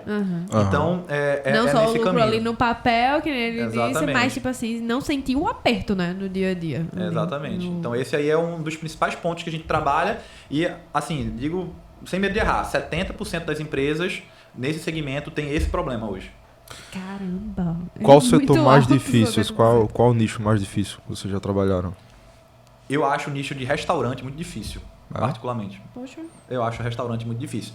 Uma parte tão boa pra gente, né, comer. Mas... que pena. Eu acho. Porque o restaurante, eles são todos os segmentos de um só. Imagina que o restaurante você trabalha primeiro com um produto que estraga. É perecível. Então, a tua gestão de estoque ela tem que ser assim, perfeita. Exatamente. Você tem um processo de produção dentro da tua cozinha. Então, ela funciona... A cozinha de um restaurante é uma indústria. Você compra produto para fabricação. Então, aquele teu produto que você compra, ele vai passar por um processo de transformação. Então, você tem o estoque de transformação e o estoque de produto acabado. E que depende de pessoas também, porque só vai ficar pronta a comida se as pessoas fizerem. E aí, você tem que ter o que a gente chama de ficha técnica, que é a ficha técnica geral, né? Mas você também tem que ter a ficha técnica de cozinha, que é para garantir que a equipe de cozinha esteja executando. Você tem que medir desperdício, né? Então, quanto é a tua taxa de desperdício ali dentro da cozinha, de item que estraga, às vezes você faz um arroz, você compra 1 quilo, mas o arroz não é 1 quilo. O arroz vira 500 gramas, né? Ele muda a dosagem. Então, você tem que saber utilizar, fabricar isso e colocar... Aí ele se transforma num prato. Então, todo o teu prato passa por uma ficha técnica. A gente hoje está passando por um período de inflação, por isso que nossa Selic está 15%. Então, o que primeiro aumenta no mercado? Comida. Então, imagina que o cara ele tem que entender de economia. Sim. E que ele tem que estar acompanhando o mercado, ele tem que estar acompanhando o varejo para poder... Porque se o preço da carne oscilar, teoricamente, ele não vai ficar mexendo no preço do cardápio dele todo dia. Exatamente. Né? Café, carne, não sei o que, tá o tempo todo. Então, como é que funciona isso? Então, o cara tem que entender disso. Aí, beleza, o produto ficou pronto, vai para venda. Quando vai para venda lá, ele tem uma empresa de serviço, pô. Porque se o cara não for atendido bem pelo garçom, o cara não volta. Exatamente. Então, ainda tem isso. E ainda tem aquele tipo de cliente... Tem as pessoas na cozinha e as pessoas no salão. Ainda tem um cliente que, não gostei. Tem cliente, chama o garçom. Chama o gerente, troca, Exato. Faz novamente, né? Então, e que muitos ali brigam por preço realmente, né? Porque, tipo assim, não é um negócio com alta barreira de diferenciação, assim. A não ser que você vai fazer ali realmente um restaurante mais gourmet e tal, que você consegue subir tua margem, consegue ter essa Mas visão, aí né? vai na loja de luxo também, porque exatamente aí exato. tem uma margem maior. Mas aí você trabalha isso, né? Então o restaurante, geralmente, ele vai acabar indo mais pra esse caminho. Se você for fazer um dogão ali, uma coisa mais simples, entende que isso é um commodity, né? O cara vai comprar o que é mais barato e teu público é o B e o C. Então você tem isso também. Quando você vai é o posicionamento. O nome aí é com vocês, né? É posicionamento de marca e tal. PSI. Mas todo esse posicionamento de marca reverte em finanças. Exatamente. Porque você tem que entender de marketing para você também entender o resultado que esse marketing vai gerar no financeiro. Eu falei de PSI, a gente já foi nessa questão de diferenciação, só uma curiosidade. A gente já foi no restaurante que no cardápio eles davam a opção de você entrar dentro da cozinha para aprender com o chefe a fazer o prato. Sim, e tipo assim, eles cobravam, tipo assim, tu vai aprender a fazer um prato, ele cobrava tipo R$400 pra tu entrar na cozinha. Eu acho que não foi 400 não, foi 600 conto. R$600, foi, né? Era, pra aprender a fazer então, aí vai a pegada de diferenciação, Inteligente né? pra caramba jogada. Exatamente. Eu falei PSI, só uma palhinha, que é produto, serviço e imagem. Tipo, que gera isso aí, gera o valor de marca, realmente. Então, você trabalhar muito bem no seu produto, né, na entregas, mesmo que seja um segmento de serviço, quando a gente está falando do produto, é aquilo que o cliente compra de você, aquilo que está num contrato, ou senão o que ele está pedindo, ordenando de fato. E aí você trabalha muito bem no seu produto para aquela entrega ser, né, causar uma expectativa ali do cliente. No seu serviço, que é o atendimento ali, o diferencial do que você entrega junto com aquilo que ele está de fato comprando. E na imagem, de fato, como é que você trabalha isso? Porque você pode ter um produto bem feito, um serviço bem feito, mas se você não tiver uma imagem, como é que você ganha mercado? Como é que você fala para as outras pessoas que ainda não visitaram, não pegaram a sua solução, que você é o cara, que você é bom no que você faz? O ser sem parecer, né? O ser sem parecer, exatamente. E a gente no comecinho falou um pouquinho sobre isso. Falou também de misturar um pouquinho de tempo no operacional e tudo mais. Mas e os empresários que misturam finança pessoal com finança da empresa? E aí? Empresário Daniel? Tem que ter salário, Daniel? Você já riu, fala aí. Fala o que pensa. Esse aí é um... Daniel tá com um cara que tá embolsando caixa da Ativa.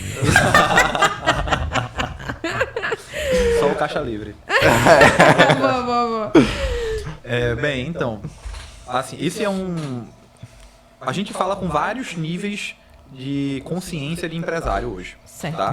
Então a gente tem o empresário que chega na Ativa querendo expandir, querendo crescer, com essa visão de negócio já, um cara mais estruturado, um cara que já entende melhor, já tem um nível de consciência.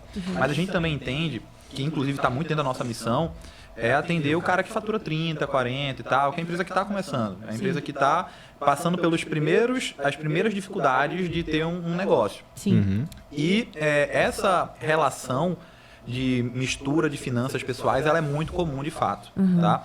Então, boa parte realmente eu não teria uma métrica exata, mas boa parte das pessoas, dos empresários com quem eu converso, mesmo que não são meus clientes, mas que eu faço parte comercial da Ative, né? Então a gente apresenta o resultado e a maioria tem essa queixa de, mistura. Então, o cara usa cartão de crédito misturado com o da pessoa física e tal. E aí, primeiro ponto é que sim, esse é o princípio da entidade contábil, né? A gente precisa separar as finanças da empresa com as finanças do sócio. Isso tem que ser feito de fato. Sendo que existe todo um processo para que a gente consiga executar isso, né? De conscientização do empresário, de entender ali ele.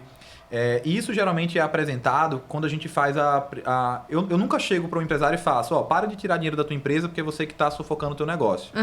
O que eu faço? Eu mostro para ele o número. Então a gente puxa uma visão de fluxo de caixa ou de um DRE ali, apresenta essa visão de dados, de margem de contribuição, de OPEX, de EBITDA, tal, e de quanto que ele está tirando do negócio dele. Eleva no final, o nível né? de Então, consciência dele. Exato, a gente eleva o nível de consciência para ele mostrar, tua empresa está gerando lucro operacional, pô. Tu está gerando aqui uma margem de lucro operacional de 15%, 20%, pô, tá legal. Agora, olha o que está acontecendo. Desses 15% que tu está gerando, tu está tirando 20%. Tu tá tirando, sabe? Então você tá tirando quase tudo, ou deixando. Você tá usando todo esse capital que deveria ser um capital de giro futuro para você. Então aí já entra realmente num controle mais de finanças pessoais, que inclusive a Brenda, minha namorada, ela trabalha com essa parte e ela cuida justamente dessa parte de psicologia financeira voltada a isso, que eu acho que era até uma boa vocês pensarem em convidar ela aí. Já tá convidada, com toda certeza. É um super... como é que se diz? Um assunto super um tema atual, né? Tema... Exatamente. Não só para negócios, mas... Acho que tem até um livro, Dinheiro é Emocional, né? O cara falando justamente sobre isso. Eu não sei quem é o autor, mas eu já cheguei a ver, nunca cheguei a ler. Mas é muito isso, né? Tipo, principalmente o empresário que tá ali no front do financeiro, fazendo a operação no financeiro e tal. Acho que às vezes a cabeça está tão cheia que ele tem um problema, é como tu falou. Tem pessoas que já chegam para Ative numa situação tão delicada que o cara não está conseguindo nem organizar o pensamento para fazer um plano de ação para agir, né? Exatamente. Eu acho que pior do que você estar no buraco é você não saber a profundidade do buraco para saber como sair dele. Ou não ter emocional para sair Não ter emocional para sair dele. E muita gente vai fugindo, vai empurrando com a barreira como se o problema fosse, enfim, ser radical por ele mesmo, né? Exato. Mas muitas vezes você precisa analisar a raiz do problema, analisar como está o problema para poder sair do problema, né? Fazer esse plano de ação. E muitas vezes, tipo, o cara que está ali, né, com o emocional abalado, o cara não está conseguindo nem dormir, o cara está com vários problemas na cabeça, como é que ele faz esse passo a passo para sair, né? Toda essa parte emocional. E além disso, tem um cara que, tipo assim, conheço, né, várias pessoas que nem tem esse faturamento todo, mas que, tipo assim, pô, o que entra basicamente vai para uma coisa assim de vaidade, né, Laura? Uma aquisição ali de vaidade e tal. Acho que tudo isso entra nessa parte aí do... Querer pertencer a um grupo, né? Querer fazer parte, né? Medo de ficar fora. Então tem tudo isso. E geralmente esses problemas, assim, estão muitas vezes relacionados até à infância mesmo. Ele tem que voltar lá atrás, ele tem que fazer um trabalho meio psicológico para entender quando é uma pessoa que não sabe lidar com dinheiro. Mas assim, sem entrar nesse ponto de psicologia, o que eu entro, assim, de forma mais técnica para o empresário. Eu faço uma provocação. Eu faço uma provocação muitas vezes para os meus clientes, que é o seguinte: olha para a atividade que tu faz no dia a dia da tua empresa. Certo. O que tu tá fazendo hoje? Tu tá fazendo financeiro, tu tá fazendo a conciliação bancária, tu tá fazendo isso hoje? Beleza. Agora, ou alguma outra coisa. Quanto que você pagaria para alguém para fazer exatamente o que você faz hoje? Exatamente. Quando você fala isso, você vê o brilho sumindo dos olhos, assim. Exatamente, o cara repensando a vida dele. Porque ele vê que ele faz, caramba, eu ia pagar no máximo 2.000, no máximo 3.000. E quanto tu tá tirando pra fazer isso? Pra fazer exatamente. Isso, exatamente. Sabe? Então, quando você bate nesse ponto, geralmente já dá um primeiro choque ali na visão dele. Exatamente. Então, essa é uma forma de você, de repente, se provocar, né, a pensar, pô, será que o que eu tô fazendo é o melhor caminho? Será que não tem alguém melhor do que eu para fazer isso que eu tô fazendo? Será que não é melhor terceirizar isso para alguém, delegar para internalizar, enfim? E aí o outro ponto é o seguinte, que existe esse salário, né? O salário é um prolabore. Uma métrica de prolabore, ela pode chegar ali até, tá? Não é regra isso, porque conforme o faturamento da empresa aumenta, esse percentual vai caindo. Mas ele pode chegar até uns 10% do seu faturamento, tá? Então, se você tem um faturamento de 100k hoje, você poderia tirar até 10 mil de salário. Sendo que isso depende de quê? Isso depende do teu EBITDA, da tua margem de lucratividade. Se você tem uma margem de lucratividade muito espremida, talvez você não tenha a capacidade de pagar 10%, você tem que pagar 5%. Então, por isso que isso não é uma regra, tá? A gente tem que fazer isso num planejamento, de fato, financeiro, para poder chegar nessa métrica. Em empresas de serviço, isso aqui é uma realidade. É uma possibilidade, assim, de ser feita. E tem formas mais inteligentes, aí, né? Faz, tá vendo? Posso ganhar esse valor aqui. Mas tem todo Já se você for para um varejo, isso aqui vai cair para uns 6%, provavelmente, 5% ou 6% nessa faixa, tá? Tem formas talvez mais inteligentes, né? Do que você colocar, por exemplo, vamos supor, a ideia que tu deu, né? O exemplo que tu deu. A empresa tá faturando 100 mil e tá ali um prolabore de 10k. Tem muito empresário que chega, pô, aí eu vou pagar imposto de renda, eu vou pagar isso, tal. Tem alguma forma mais inteligente dele estar fazendo essa retirada de capital sem necessariamente ser um prolabore, fixo, né? Ter outras formas dele ser remunerado por isso? Perfeito, sim. Contabilmente, né, você pode lançar isso como retirada de lucro. Então, lucro de empresa não tem imposto de renda. Então, você é totalmente descontado. Tira livre, né? Exato, você tira livre. Mas é importante você ter contabilmente algum valor lançado como prolabore ali, para representar uma margem de prolabore de fato, mas não precisa ser toda a tua retirada. Isso não te impede de tirar aquele mesmo valor todos os meses, tá? Certo. Mas, obviamente, você tem que ser um empresário maduro o suficiente para entender o quanto é a capacidade da tua empresa de pagar. Exato. Controla financeiro primeiro. E aí, a retirada de lucro, ela muitas vezes ela está embasada em quê? Na capacidade de geração de lucro operacional, EBITDA. Então, se você tem um EBITDA ali, por exemplo, vamos falar em valores nominais, de 50 mil reais por mês, porra, top, EBITDA bacana. Eu não vou considerar o faturamento, mas 50 mil de EBITDA, então você pode fazer uma retirada ali de 15 mil, você pode fazer uma retirada de 20 mil, porque vai sobrar 30 mil de caixa livre para investimento, para endividamento. Exatamente. Enfim, você tem como fazer essa correlação. Entende? Massa, legal. Essa linha. Massa, Daniel, massa, muito massa. A conversa agora foi pautada todo basicamente no financeiro, mas tu se apresentou um pouquinho também trazendo novas soluções, né, para pequeno, médio empreendedor, assim, negócios, que era contabilidade, RH. Como é que tu tá integrando essas soluções, né? E é um desafio, né? Tipo assim, porque você tá fazendo o financeiro da empresa e aí você tem outra pessoa fazendo contabilidade. Sim. Tem esse desafio de integração, né? Tem outra empresa também fazendo RH, se bem que RH eu acho que é mais independente, né? Entre financeiro e contabilidade, por exemplo. Mas eu acho bacana porque basicamente vocês estão pegando ali toda a parte administrativa da empresa numa única solução que é com a TV BPO, né? No único ecossistema, né? E é aquela coisa, tipo, beleza, você solucionou o financeiro do cara. Mas se a contabilidade estiver também bagunçada, você não solucionou, certo? Você ainda tem muita coisa a mexer ali, né? Perfeito, boa pergunta. Então, a gente começou como consultoria e BPO financeiro. O carro-chefe da gente, de fato, é o BPO financeiro, é a nossa expertise.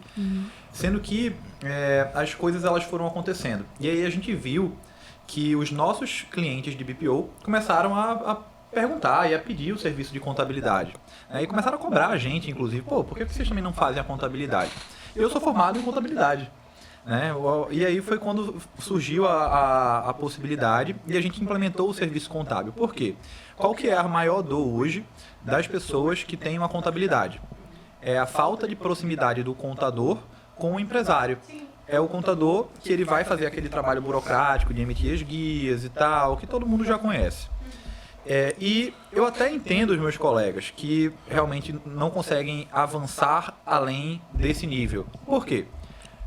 A contabilidade, o escritório de contabilidade, ele se divide em 3 principais áreas, que é o setor de departamento pessoal, o setor fiscal tributário e o setor de contabilidade em si.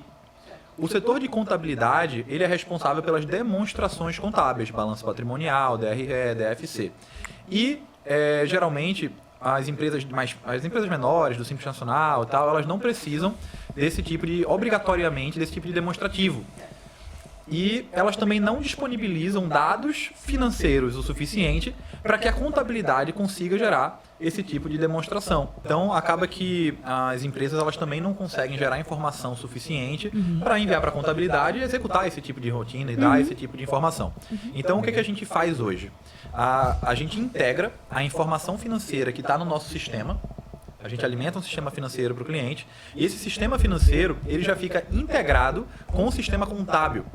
Então, no final das contas, toda informação contábil de balanço, DRE, que a empresa, tanto do Simples Nacional como empresas de outros regimes tributários, como o lucro real e lucro presumido, precisam, já ficam sendo enviadas automaticamente para o sistema contábil, fazendo com que essas informações elas girem mais rápido, elas fiquem mais produtivas, que a própria estrutura contábil ela aconteça de forma mais sinérgica e mais rápida e que a gente consiga gerar informação contábil qualificada para os nossos clientes. Então, e além de tudo isso, tem a proximidade, porque nós primeiro somos uma consultoria. Nós primeiro fazemos o relacionamento e trazemos a visão estratégica do cliente. Sim. Então, a partir desse momento, a nossa contabilidade e o nosso financeiro, eles se unificam para poder gerar informação em conjunto, né? Então, a sinergia, a velocidade da informação, ela acontece também muito mais rápido. Então, faz muito mais sentido para o cliente ele ter tudo isso num único lugar.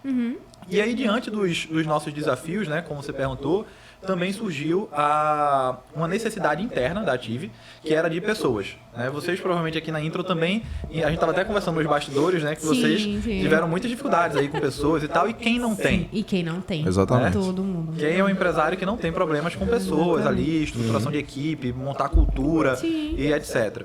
Então, a gente, devido ao nosso crescimento, a gente precisa sempre estar contratando conforme cresce. A gente cresce e contrata, cresce e contrata, cresce e contrata.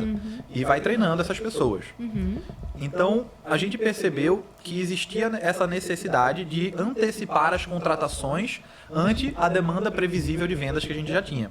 Isso, perfeito. E aí a gente internalizou um RH. Perfeito. Eu trouxe ali um coordenador de RH para executar essa rotina.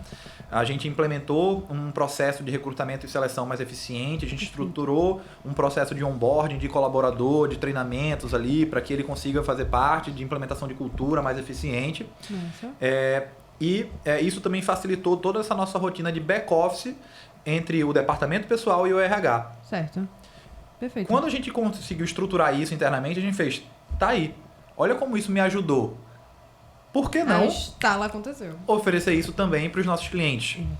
Então, a maioria das empresas, elas têm dores voltadas a recrutamento e seleção, porque você tem que entrevistar, você tem que analisar um bocado de currículo, conversar com um bocado de gente, a maioria dessas pessoas não são qualificadas o suficiente para trabalhar na tua empresa. Sim. Se você não fizer esse processo corretamente, essas pessoas têm uma grande chance de não funcionarem. Análise comportamental, né? Fazer análise comportamental, Famoso entender os perfis ali das pessoas. Tem o famoso DISC, né? Também A análise DISC, exatamente, perfeito. Então a gente vai fazendo trazendo esse tipo de visão, né, para o negócio. E não somente isso. O que acontece? A contabilidade também, ela faz a parte do departamento pessoal. Mas a parte do departamento pessoal da contabilidade é o quê? É emissão de folha. Isso. Emissão de guia de rescisão e ela não participa do processo. Isso. Quando você conversa Não gerencia. Não gerencia né? isso. Então, vamos supor que você chegou hoje e demitiu o teu funcionário. Você tem que mandar as informações da rescisão e você tem que comunicar a tua contabilidade. Isso. Mas quem é que comunica isso? Geralmente ou é o sócio, ou é alguém do administrativo e tal. Mas quem deve, de fato, fazer isso é o RH. Isso, exatamente. Então, e quando você... tanto isso na admissão quanto na demissão. Isso. Você tem que passar por esses processos. Então, tem gestão de férias. gestão de férias, gestão de benefícios, né? Então, vale transporte, vale alimentação, data para pagamento disso, preenchimento dos cartões. Então, tudo isso é uma estrutura que o nosso back-office de RH já faz. Massa. Controle de ponto, né? Sim. Então, você tem, colaboradores Também CLT e tal, aí o cara não bate o gestão. ponto na hora certa, esqueceu de bater na hora do almoço, saiu mais tarde. Quem está controlando isso? Controlando essas horas, exatamente. Aí, geralmente, você bota também o administrativo. E, geralmente, quem é que tá fazendo isso? É o cara que faz o financeiro, o RH, o administrativo, venda. Na empresa pequena, né? Você tem uma pessoa só pra fazer tudo isso. Fazendo tudo, né? E aí, acaba que ela não é qualificada em nenhuma dessas áreas. Ela faz ela é um joker ali, né? Um coringa pra você, que ela vai fazendo tudo pra você. Então, a gente consegue trazer toda essa qualificação com equipe técnica, né? Então, a gente tem 2 psicólogos hoje, à frente dessa nossa parte de RH, tanto o Wellington, que é professor universitário, que é o nosso coordenador e consultor hoje de RH, como também a Laura ali, que é psicóloga também, que ela trabalha dentro dessa parte de RH ali, junto com a gente.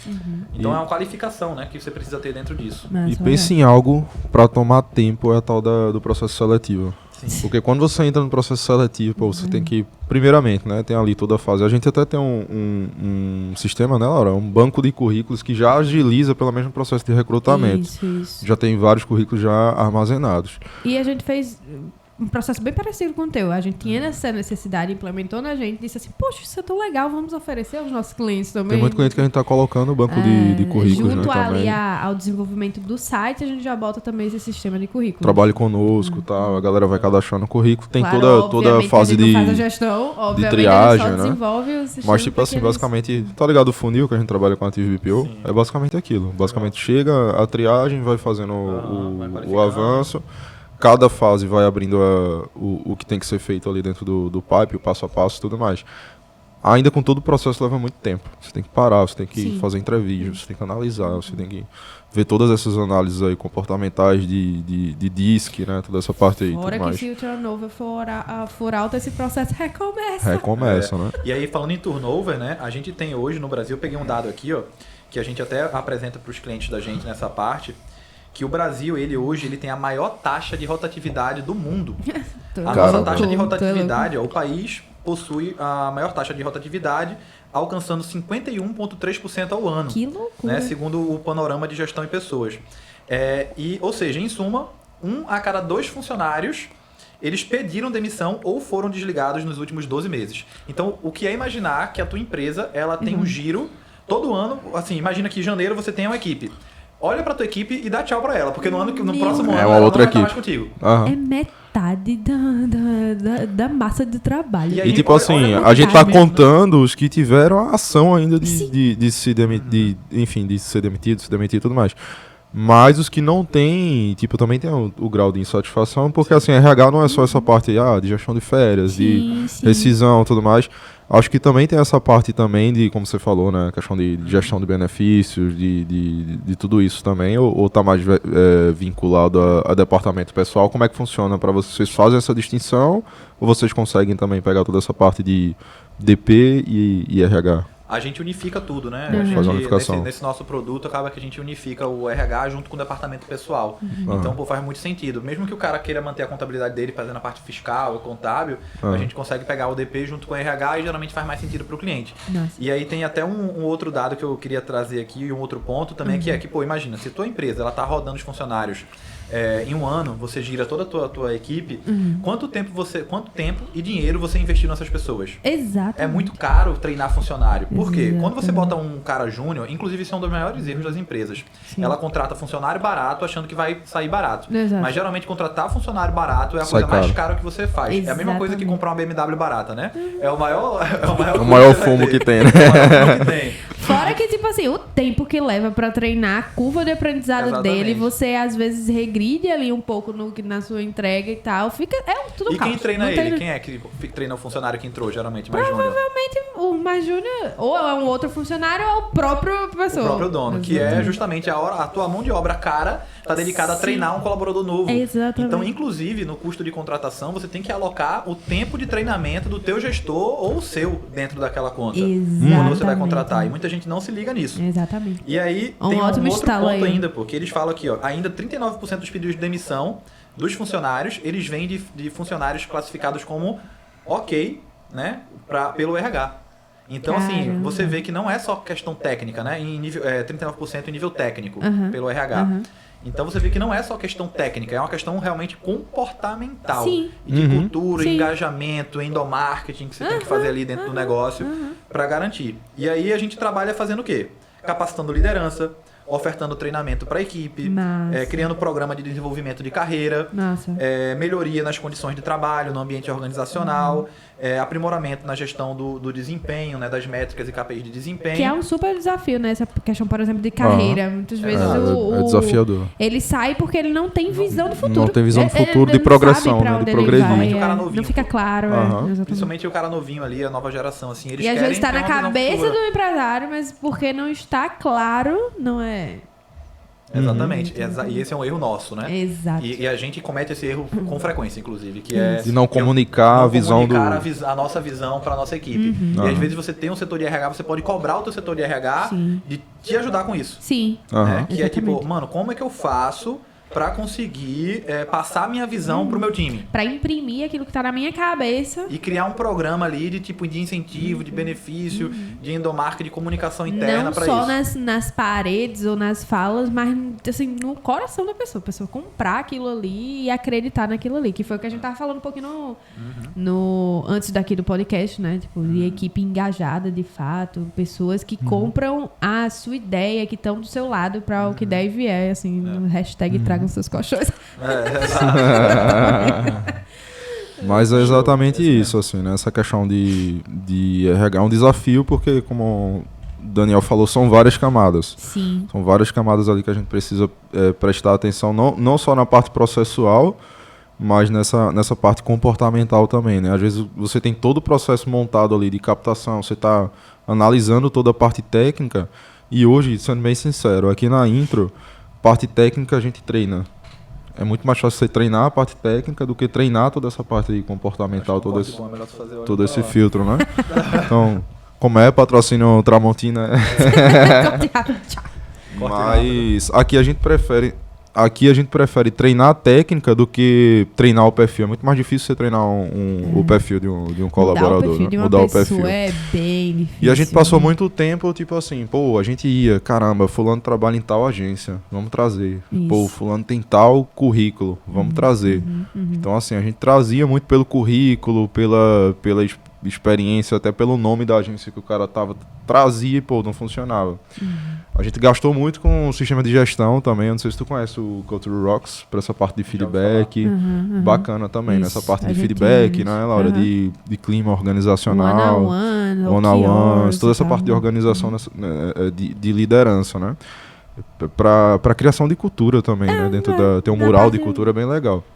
Só que o desafio maior é justamente nessa questão de manter o colaborador satisfeito e alinhado à cultura da empresa. Engajado, A gente passou um né? tempo que a gente tinha um turnover considerável, né, Sim, Laura? é. Hoje eu acho que eu não lembro o último colaborador que... Eu também não. né?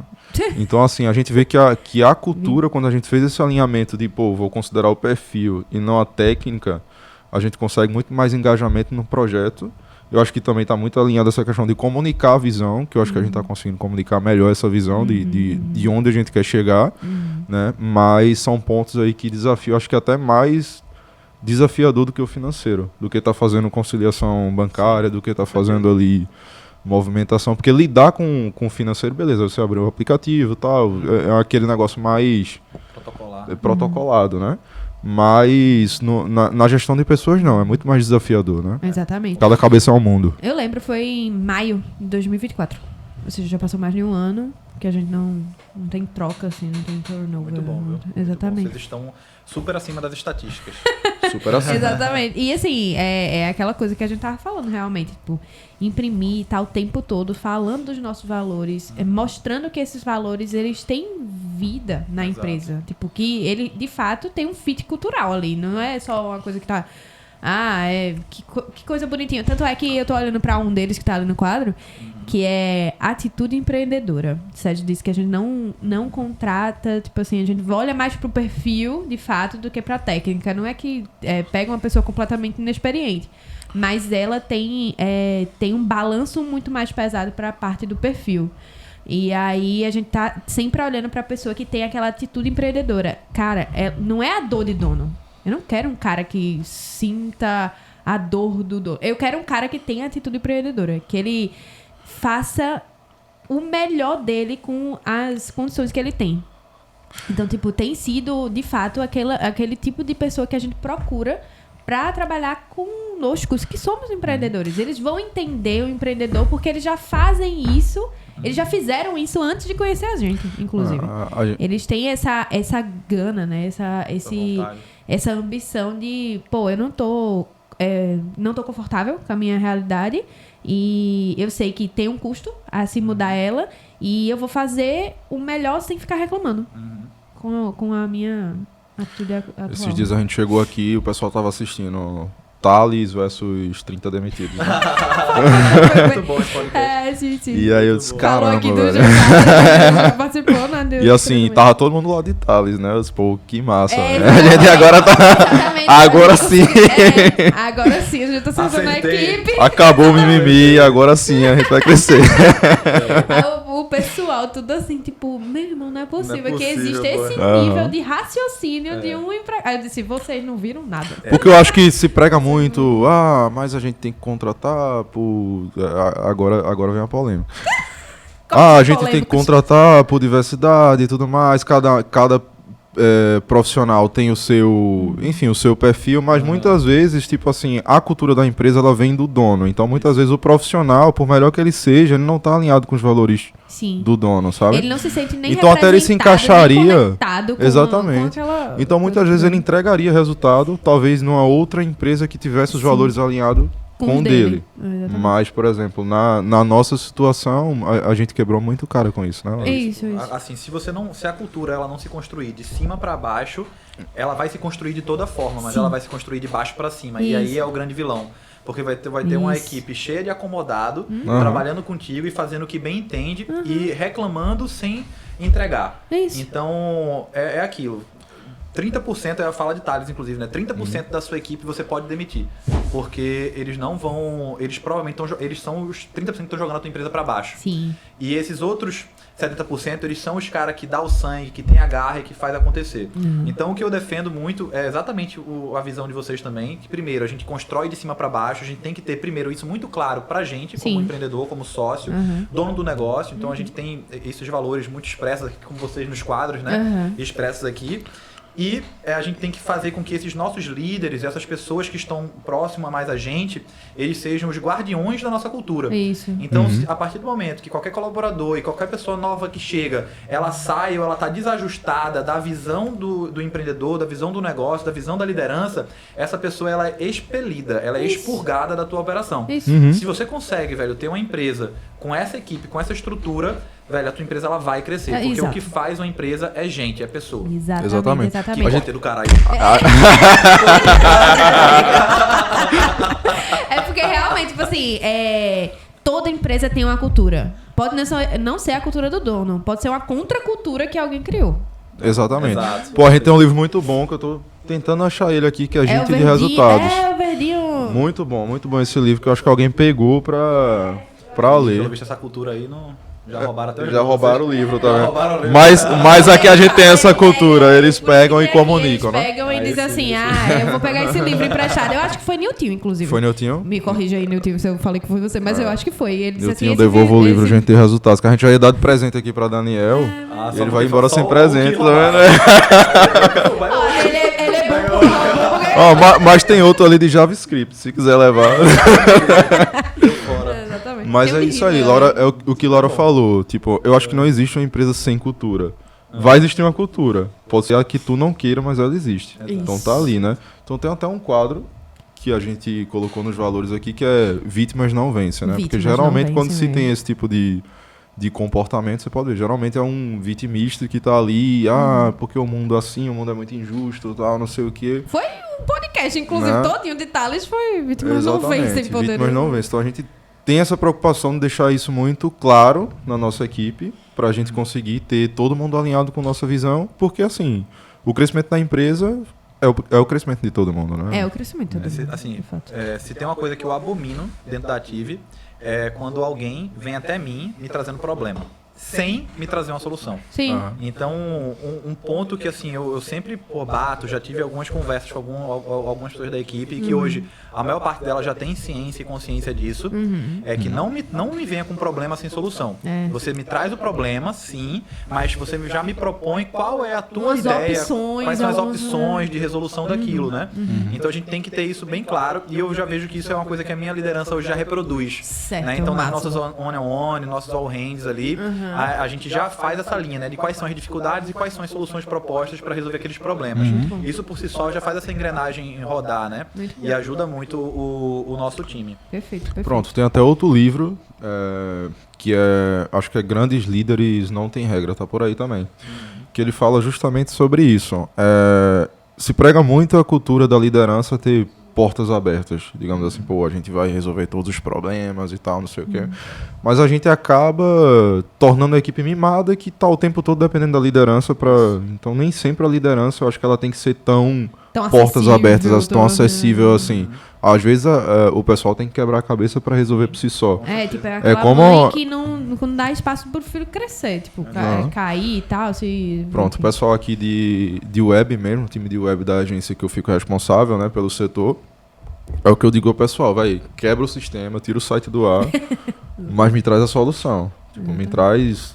porque assim, quando você também... E isso é uma frase que a gente tinha também, né? Como era aquela frase, Laura, de erros que a gente tinha?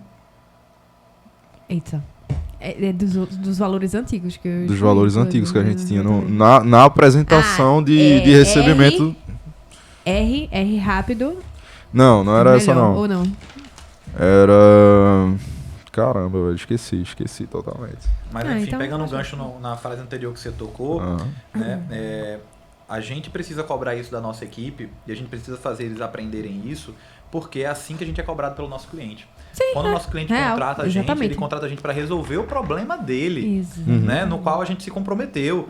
Então, se a gente tem uma equipe que não sabe resolver problema, a gente também não vai resolver o problema do nosso cliente. Então a gente primeiro tem que vender isso para nossa equipe, a equipe tem que entender, quem está entrando no negócio, ela tem que entender o teu propósito, o teu objetivo, qual é a tua missão, como é o teu relacionamento com o cliente, como é que a tua marca se comporta, para poder repassar isso lá na frente, né, na ponta da lança, para o nosso cliente. Pô, Então, é a se a atitude gente- empreendedora, exatamente. Atitude empreendedora, Porque o exato. empreendedor tá o tempo todo resolvendo problema. Pô. E eu lembrei da frase. É tipo assim, De nada. empresas não podem errar, Isso. mas isso só se alcança com experiência, a qual só se alcança errando.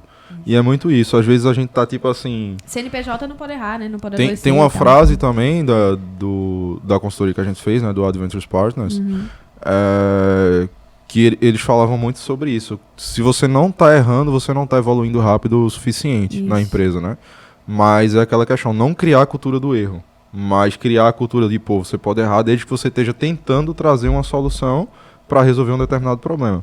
Ontem a gente tava Growth no... marketing, inclusive, fala muito disso. Pronto, ontem a gente tava num cliente E, pô, encheu de orgulho o pessoal chegar e mostrar aquela solução da automação do processo. E eles, tipo, pinto no lixo, pô. Aham. Todo mundo animado, porque, tipo assim, eles resolveram o problema resolveram do cliente sozinhos. Tipo assim, sim. entendeu? Então, Isso é massa, né? e foi outra coisa massa que aconteceu aqui, por isso que o Sérgio tava falando nos bastidores que eu chorei e tal, porque essa atitude empreendedora, os meninos chegaram e disseram assim, ei, a gente quer participar mais, que eu lembrei da tua fala, tipo assim, a gente quer sentir a pressão que os clientes colocam O friozinho, vocês, tipo assim, o friozinho na exatamente, barriga que vocês o sentem.